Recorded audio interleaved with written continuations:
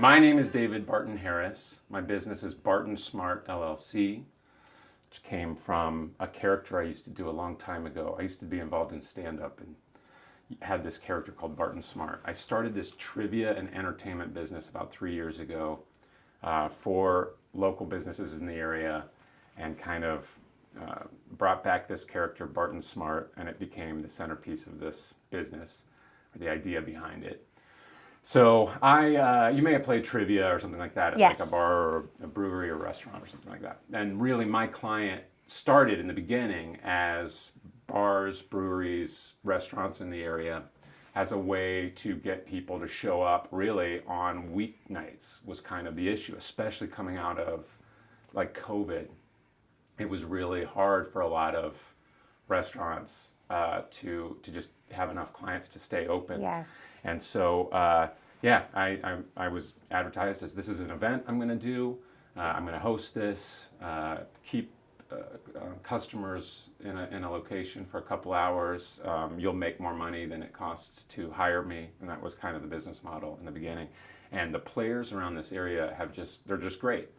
They have, they play and they're committed. They come back weekly. And so very quickly, like I learned that this can draw a regular returning customer base. I originally did it as almost like I was bored, like I was bartending somewhere and I was just bored with it, how dead it could be on weeknights. And it took off, and I just poured effort into it. I used to be a teacher, a composer, and composing puzzles, which is a big part of what I do, is a lot like composing music.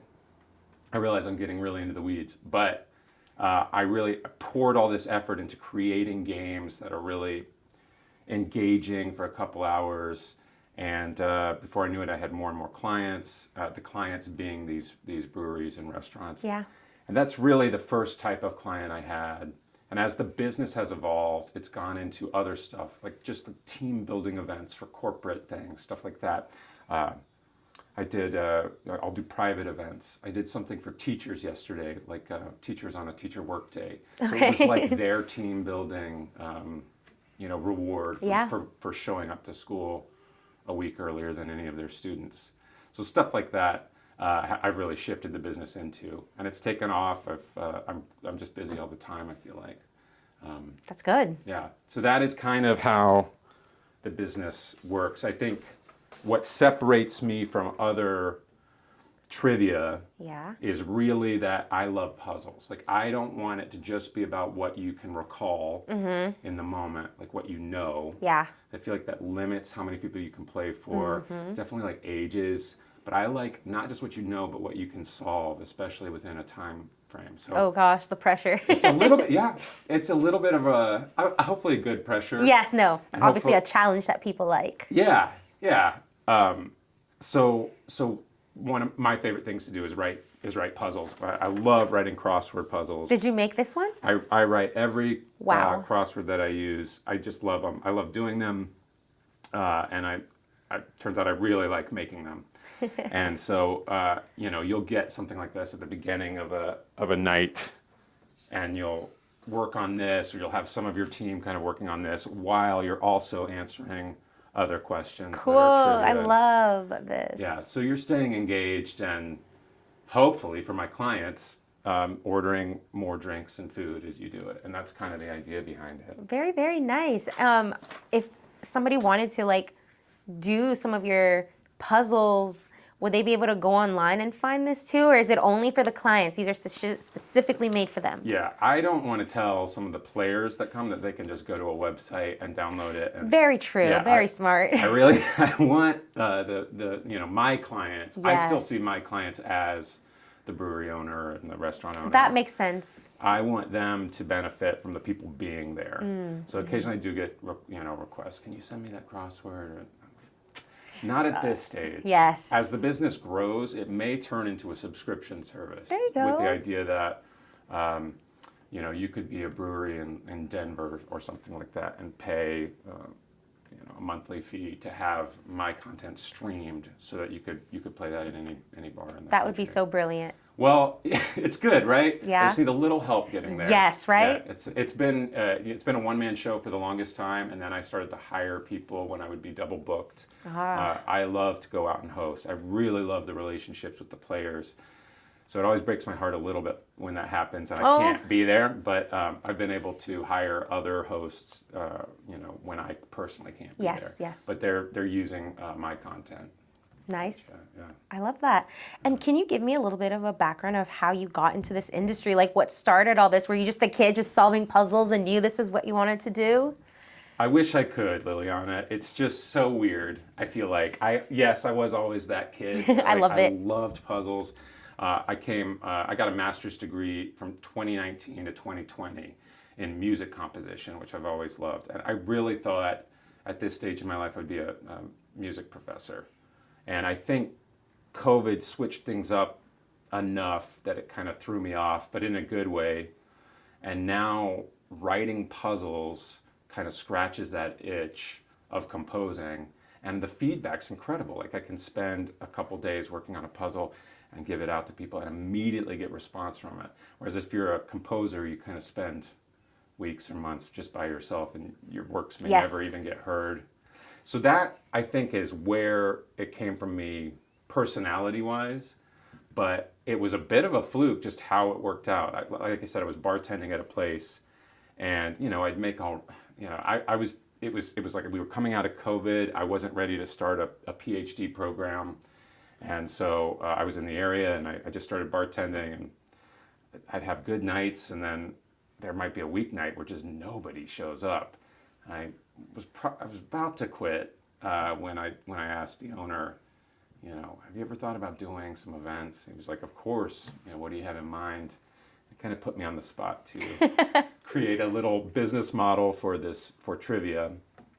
And when I started, I was like, honestly, I had no idea what it would become. I just thought, I'll look up some questions online before I go out, and I'll just not put very much work into this. It turns out I just loved it, so I just started pouring so much time work into it. Yeah, that it only made sense to use that content to maximize what I could get out of that content. Yeah, no, that's so cool. I love that story. I love how you're just like, I was bored, I was about to quit, but then by some divine power within me, I was like, hey, I got a plan for you. And then you ended up loving it. Now here we are today, right? It was a little bit of a little bit of a bluff. Like I was about to quit. And he was like, do you have something in mind? And I said, yeah. Bluffing a little bit. To do it to start, but okay. It's a weird business, and I often think, how did I get into this? But now, just being a business owner, I don't think I'll ever stop. Having my own business, just being able to kind of set your own parameters and, answer to just clients. That's my boss now, or my clients. Yes. So I really like that. That is great. Can you tell me about the process of how you come up with the puzzles? Like, how are you coming up with this? What do you do to get inspired? What references do you use? Tell me about that. So seasonality is a big part of it. So I'll look at calendars and be like, okay, it's back to school time, vacations are over. When we're doing this now, it's mid-August. So, I'll try to tie in seasonal stuff to give certain categories like a flair. So I might come up with a puzzle that's about back to school shopping or something like that. And then I'll look for ways to sort of tie it in. And this is where I really do feel like it's an art, and you craft it. And it's very similar to, like I said, like writing music, where you're looking for form and structure, and so we're trying to provide structure for this stuff. And I don't know. Themes have changed. Obviously, they change week to week, but I cast kind of a wide net. I want you, when you come out to play trivia and puzzles, to invite as many friends as you can, and have your sports friend and your world history friend, your music friend, and so that the people who do well at it are kind of the most diverse group typically, and it's a lot of times it's ages as well. You invite grandpa and you have some kids there, the likelihood that you're going to do better is higher.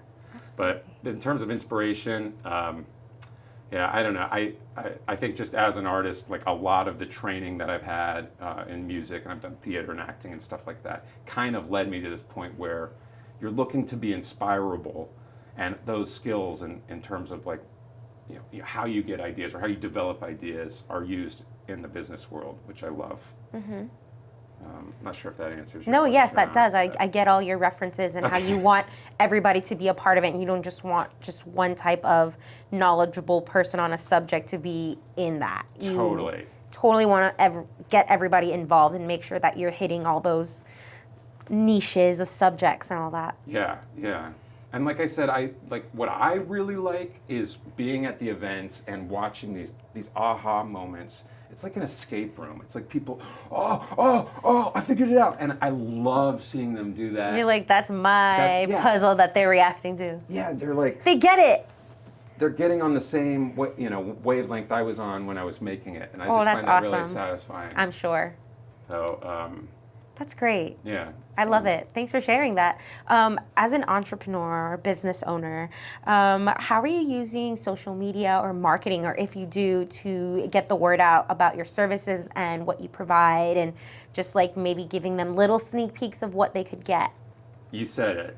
Like, I realized early on that I could use social media to embed hints and clues for the content for that week. It's almost like a ploy to get people to follow me. Addicted to it, right? Yeah. So like on my answer sheets, it might say, follow Barton Smart Trivia on Instagram for more clues.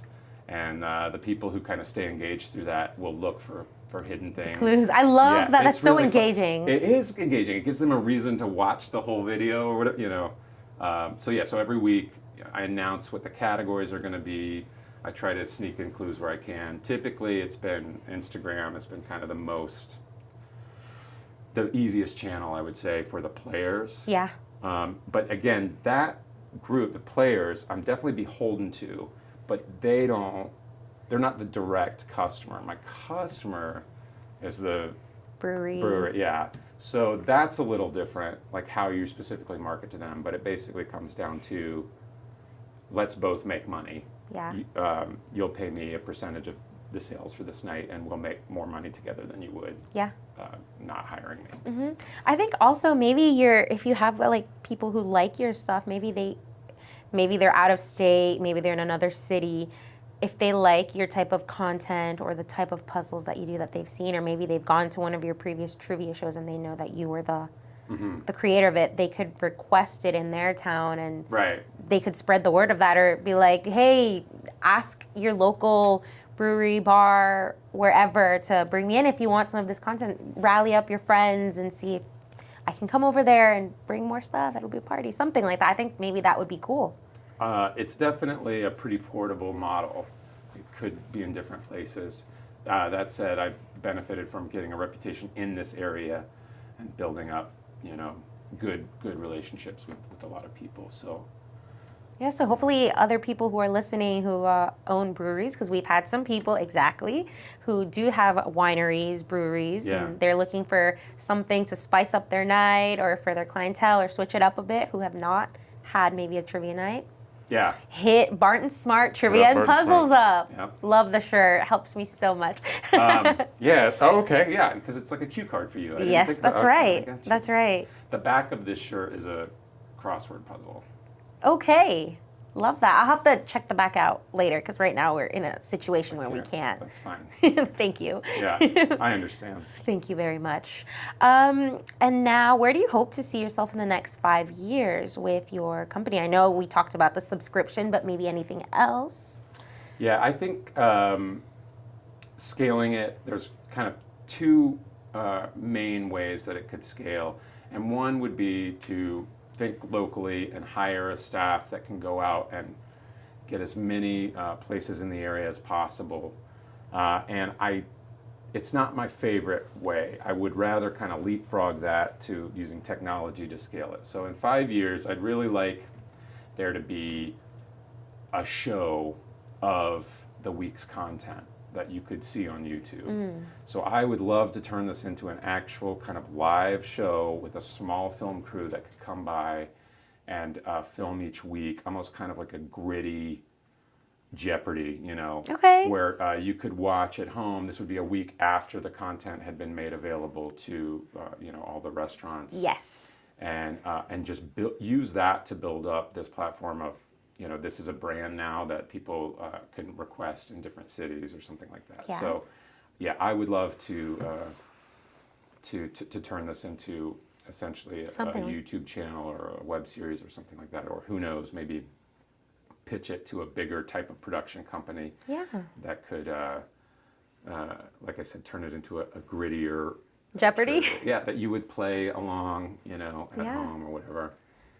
And that would drive this experience that people want to experience live. Yeah, no, that sounds fun. I feel like I'd want to do one, but like a horror movie one. Have you done one like that? Yeah, for sure. That would be fun. Halloween is on the horizon. Yes, it is. You got to be thinking seasonally. That's right. No, that would be cool. I'll have to go to wherever they hold your events with your trivia, and I'll have to see if I can nail those questions. Well, if you're interested, bartensmarttrivia.com is my website, and it shows every location that I am for the week. And so, like I said, now it's all Northern Virginia for those regular events, but Yeah. I'll go as far as DC for like corporate stuff. Okay. Yeah, Very nice. Very nice. for sure. And when you have clientele, what is the process like? Do you figure out first if it'll be a good match, or how would that work? Yeah, a meeting. I'll go look at their space. Sometimes it's just not going to functionally work in the space. They may not have enough room. My content is very multimedia, so they need to have some type of screens or televisions, or I need to work with them in a way to have the place that That's set ideal. up to be visual. Yeah. It's also there's a lot of audio involved, so I've had the experience of playing trivia before where you kind of hear number 4. It sounds like that. And it's just hard to hear, and I really like that you can hear me and also read Have that clarity. questions and use video and imagery to help with puzzles, which is cool. Yeah. Sometimes there'll be like whole riddles that you're kind of trying to solve, so you're looking for clues like that. Okay. No, that's cool. Thank you for Yeah. answering that. Yeah. So yeah, that's kind of the first conversation I would have with a client, and just make sure that works. And like, my ability to make money off the event, it will be limited if they can't get enough people there just due to space. Yes. Sometimes that I'd rather have a bigger space where we can both make more sales Yeah. than do it in a Smaller, more enclosed place. Right, Yeah. right. No, that makes sense. And plus, I feel like it's also better in a bigger space because you just feel the environment is more lively than a smaller space sometimes. Not that I'm saying that small spaces can't be as lively, but I just feel like the ambiance is completely different when it's bigger and it's fuller and you get like more engagement, right? Yeah. It's weird that the more numbers of people there, they tend to do better on the trivia as well. It's interesting. It's almost like something's in the air. Yes. And when people start to solve things, Or they it get almost competitive. catches- oh, for sure. Yeah. Some of the competition has been a surprise to me. Really? Talk to me for about that. sure. Tell me. I want to know. Yeah, I mean, in the beginning, I'm like, this is just something to do with Just your to have friends. fun. You are winning because you're here with your friends. You're having a drink. That's the point. Yeah. So I was kind of surprised at how serious People got. the Yeah, pull it out. the blue ribbon has a high. Oh, did I? Must have dropped it. Oh, here it is. You got it? Yay. Yeah. I started making these blue ribbons, and I'm like, That's so awesome. this is a minor thing. No, I love it. And people. Give me that blue ribbon. they I want it. They'll collect them and sew them into That's awesome. shirts and Or a jackets vest or something. Yeah. Yeah, so it's I think something to embody the pride they have for putting in the effort to solve all these I challenges. absolutely love that. I feel like I'd be using this for my bookmark as a reminder. Okay. Yeah. As a reminder, and like let me Of fill it. how smart you are. I'm so smart, and I'm reading this book, and this is my reminder to keep reading more books so I can Oh, fill okay. my knowledge up. You know, that'd be cool. Since I have you here, did I touch on something that I guess a highlight? Let me reword that. That's horrible. Did I touch on everything that you wanted to share with our audience? Is there something maybe that I'm missing that you would like to have our listeners know? Yeah, I think if anyone is listening who is interested in or sees a way that this could be good for their company or whatever, their restaurant, their maybe a team building thing, you can reach out to me on my website, which is bartensmarttrivia.com.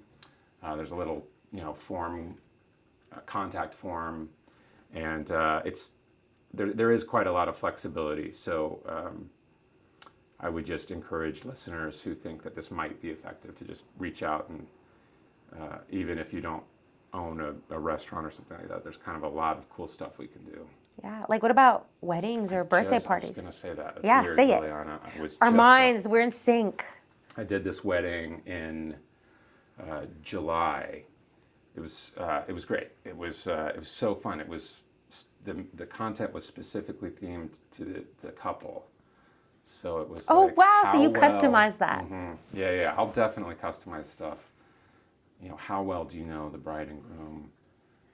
And so did interviews with them ahead of time, collected information.